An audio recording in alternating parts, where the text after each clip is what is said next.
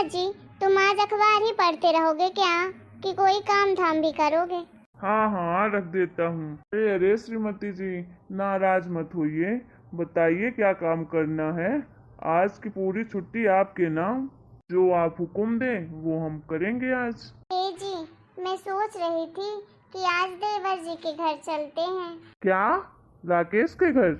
नहीं नहीं, मैं नहीं जाऊंगा। तुम जानती नहीं हो क्या? वो अपना हिस्सा मांगने के लिए उसने कितनी बेइज्जती की थी हमारी। बाबूजी के मरते ही उसे हिस्सा लेने की इतनी जल्दी थी कि 13वीं तक भी नहीं रुका। पहले ही लड़ाई झगड़ा शुरू कर दिया था उसने। अरे आप गुस्सा क्यों हो रहे हो? वो सब तो ठीक है, लेकिन इस बात को तो 5 साल बीत गए हैं, अब भी आप नाराज होकर बैठे हो। अरे तो 5 साल हो गए तो क्या हुआ? तो इन 5 सालों में क्या वो एक बार भी हमसे मिलने आया या कभी उसने फोन भी किया हमें?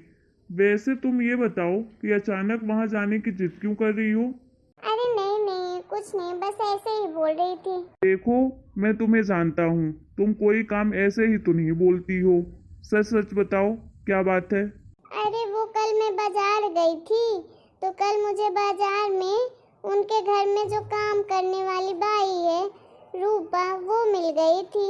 वह बता रही थी कि अपनी काजल बिटिया को कोई बड़ी बीमारी हो गई है। महीने में 2 बार 3 बार तो दिल्ली लेकर जाते हैं इलाज करवाने, और वहाँ हफ्ते हफ्ते भर रुकना भी पड़ता है। क्या? काजल बिटिया? क्या हुआ उसे? हाँ, अपनी काजल बिटिया। रूपा को कुछ ज्यादा तो नहीं पता था जी। वो तो कह रही थी सारा पैसा बेटी की बीमारी में लग गया, अब तो मकान बेचने की नौबत आ गई है। उसने तो कहा कि मुझे भी मालिक ने बोल दिया है कहीं और काम ढूंढ लो।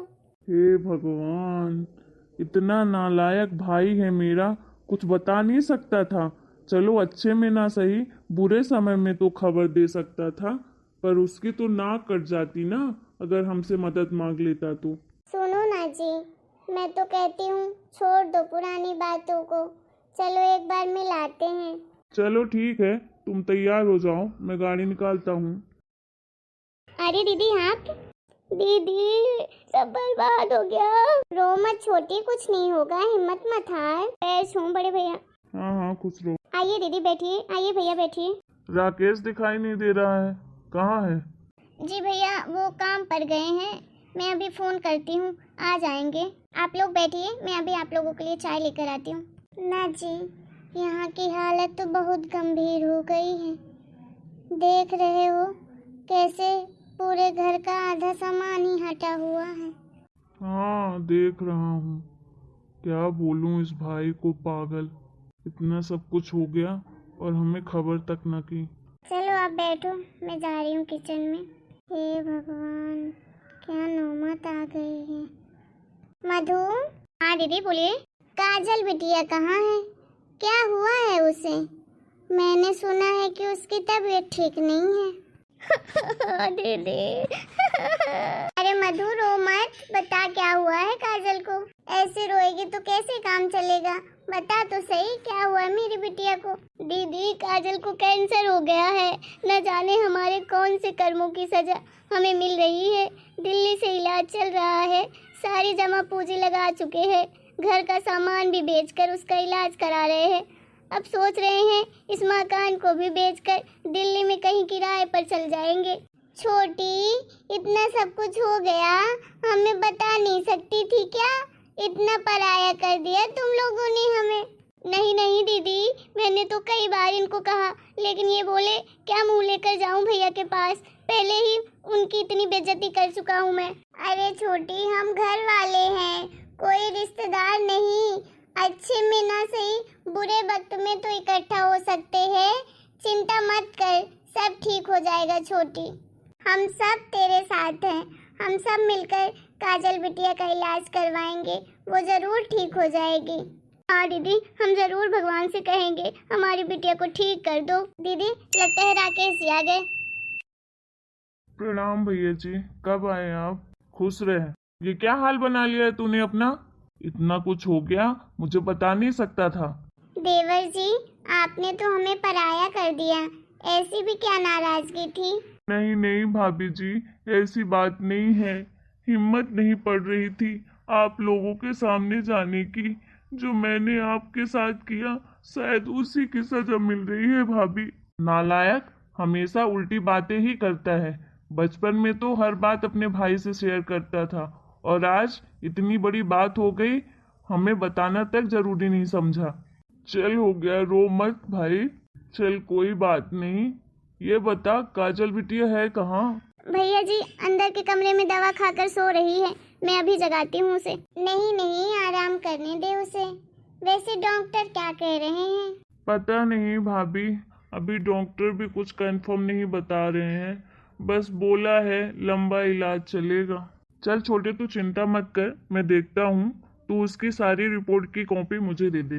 आपको पता है जी, ये मकान बेचकर दिल्ली जाने की सोच रहे हैं। क्या? नहीं नहीं, ये मकान नहीं बिकेगा। मैं सब संभाल लूंगा। तेरा दिल्ली में रहने का इंतजाम भी हो जाएगा। भैया मुझे माफ कर दीजिए, मैंने आपके साथ बहुत गलत किया। हाँ, वो तो तू हमेशा ही करता है। बचपन में भी शरारत तू करता था, और मार तो मुझे ही पड़ती थी। चल अभी भी मैं ही तुझे बचाऊंगा। Mummy mummy. हाँ बेटा, उठ गई? यहाँ क्यों इतना दौड़ के चल के आ गई? मम्मी कमरे में कोई नहीं था, इसलिए मैं आ गई। ये सब लोग कौन है मम्मी? आजा मेरी काजल बेटा, मेरी बिटिया रानी, आजा आजा मेरे पास। मैं तेरी बड़ी मम्मी हूँ, भूल गई क्या?